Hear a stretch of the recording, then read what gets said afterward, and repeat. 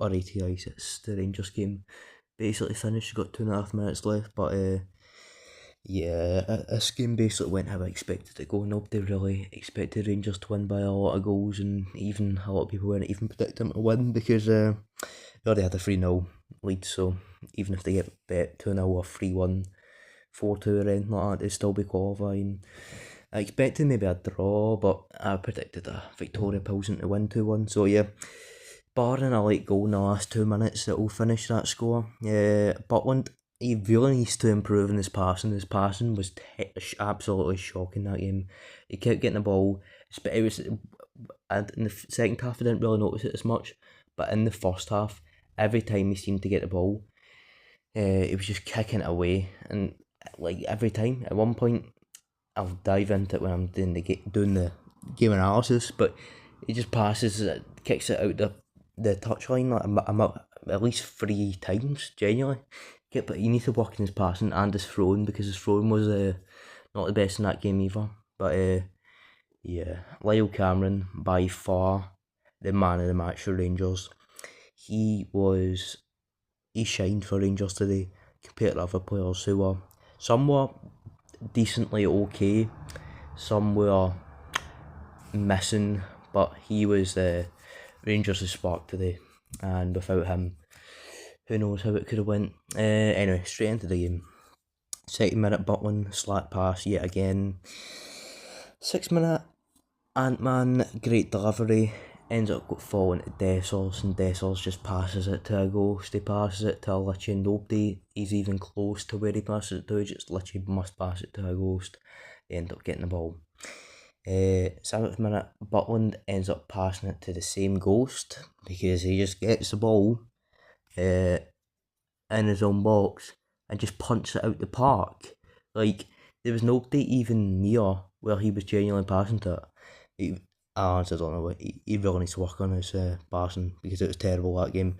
I've noticed it the past couple of games, but in the first half especially here, it was really bad.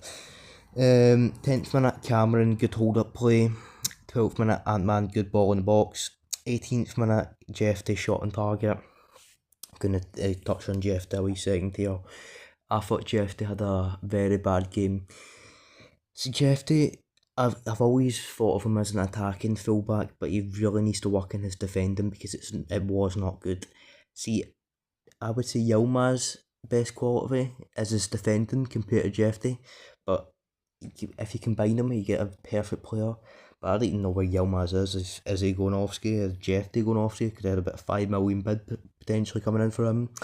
And then if so, we need to get a left back, because I can't even, unless you're playing Max Aarons, but no way. So need to maybe get a backup left back, or a solid left back is actually decent. 26 minutes, Suter, crucial block. 31st, Cameron, good effort. It was it was very good effort, because he ends up at a touch, it goes in the air, and he kind of hits it. It goes just over the bar.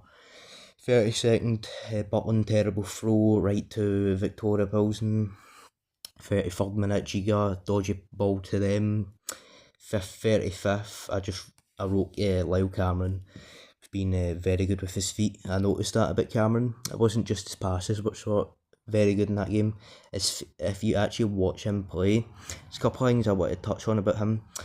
His hold up play is very good. He's very good with his feet. He's very good at passing, and he makes, see the amount of runs that boy makes.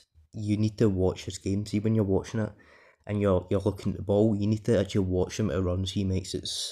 It drags defenders out of positions, and it's just creates a lot of space for Rangers when they go forward. 38th minute, Victoria Plzen should be scoring. At the 40th minute, they get the goal, Victoria, and it was Jeffy that was bad defending. He ends up falling somehow, and then they end up getting a tap-in goal. Next was deal with slack on the ball, and then that was it for the first half. Second half, Suter gets a couple of headers away, defending the box. 50th minute, Jeffy, I wrote Jeffy really needs to improve at his defending. It was atrocious. 52nd minute, Dessers ended up getting injured, but it looked worse than it actually was, because it looked at one point he was going to need to end up getting stretchered off, but he ended up kind of limping and walking off. He was like walking on the touchline, so I don't think it was as bad as first thought. So I don't know how long he's going to be out for. He was replaced by Danilo, who I thought had a very good game. His hold-up play looked very good, and he just in the first 2 minutes he was on the pitch, he done more and looked better than Dessers for the whole time he was on for the 52 minutes. So yeah, that just tells you everything that I've been saying about Dessers. 60th minute, Lyle Cameron gets the goal for Rangers, makes it 1 each. It was a very good goal because Lyle Cameron shows good instincts.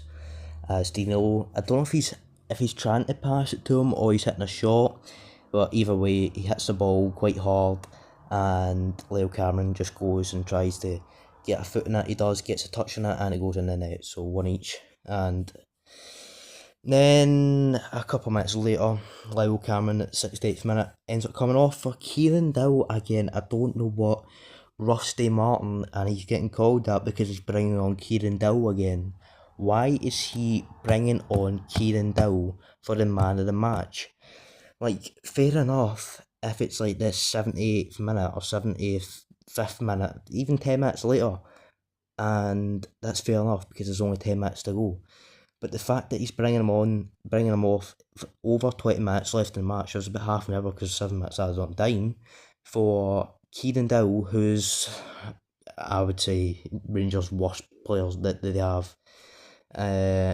It's beyond me. I don't know why he keeps bringing him on, and I don't know why he's bringing him on for the man of match of the game. It's just a decision sometimes baffle me. 70th minute, Rothwell also comes on the same time as Kieran Dow, who I thought it was terrible when he came on. He came on and lost the ball instantly. 75th minute, Suter had a bit of a bad pass, but Butland saved it. 76, Gisama needs I wrote Gisama needs to have better decision making in the final third, because I noticed a couple of times Gisama was in it. He made a good run a couple of times. He was getting forward in the box and then just makes the wrong final decision. Sometimes you think, oh, he needs to shoot here, and sometimes he takes a wee bit too long and then ends up getting tackled, or he shoots and then it's a block and he needs to pass there. So I think he just needs to work on his final decision and making it a bit better. 83rd minute, Victoria Plzen end up getting the goal to make it 2-1 to them, and it was Rothwell. His fault. It was his man that was free. It literally his man that he was supposed to be marking, and it was his man because Rothwell was the only Rangers player who was within about 5 feet of the player. All the other Rangers players had guys who were marking, so it was his man, and he left them, and the guy ended up having a free header, which he just puts in the back of the net.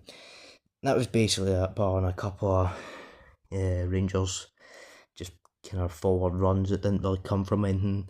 That was basically it for the game. But overall, Lyle Cameron, man of match, Rangers spark. Danilo looked much better than Dessers. And luckily, Victoria Plzen didn't have a good striker, because I thought the striker that they had, I believe his name was Prince, was not impressive at all. So overall, expected through to the next round and hopefully can qualify and get in the Champions League.